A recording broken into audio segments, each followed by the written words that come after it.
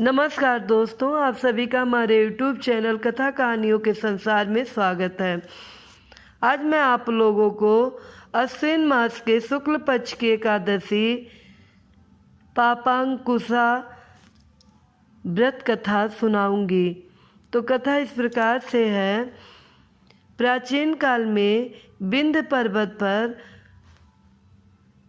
क्रोधन नामक एक महाक्रूर बहेलिया रहता था।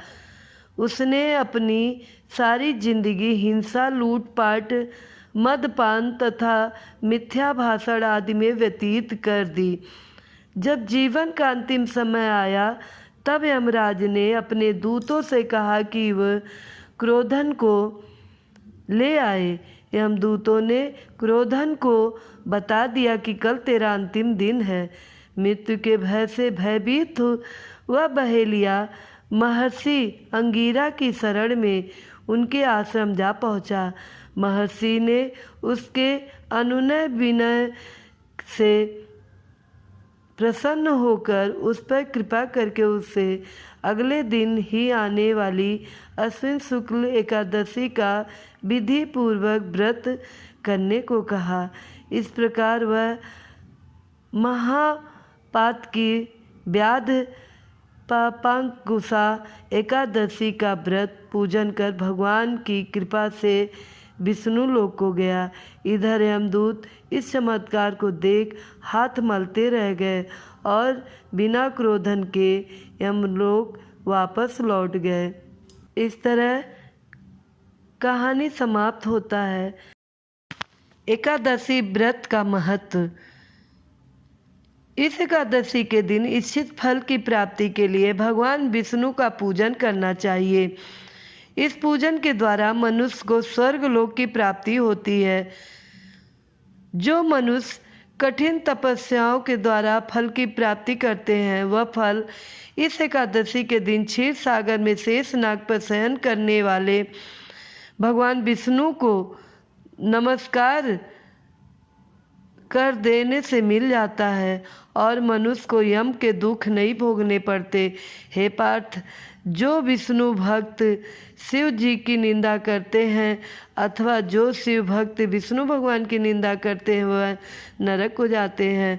1000 अश्वमेघ और राज सूर्य का फल इस एकादशी के फल के 16वें भाग के बराबर भी नहीं होता। अर्थात इस एकादशी व्रत के समान संसार में अन्य कोई व्रत नहीं है। इस एकादशी के समान विश्व में पवित्र तिथि नहीं है। जो मनुष्य एकादशी व्रत नहीं करते वे सदा पापों से घिरे रहते हैं। जो मनुष्य किसी कारणवश केवल इस एकादशी का भी उपवास करता है, जो उससे यम के दर्शन नहीं होते। इस एकादशी के व्रत को करने से मनुष्य को निरोगी काया तथा सुंदर नारी और धन धान की प्राप्ति होती है और अंत में वह स्वर्ग को जाता है। जो मनुष्य इस एकादशी के व्रत में रात्रि जागरण करते हैं उन्हें सहज ही स्वर्ग की प्राप्ति होती है।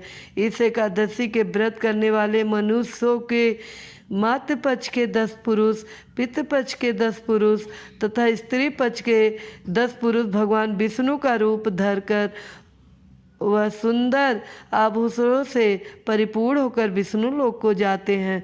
जो मनुष्य अश्विन मास के शुक्ल पक्ष की पापांकुशा एकादशी का विधान पूर्वक उपवास करते हैं उन्हें विष्णु लोक की प्राप्ति होती है।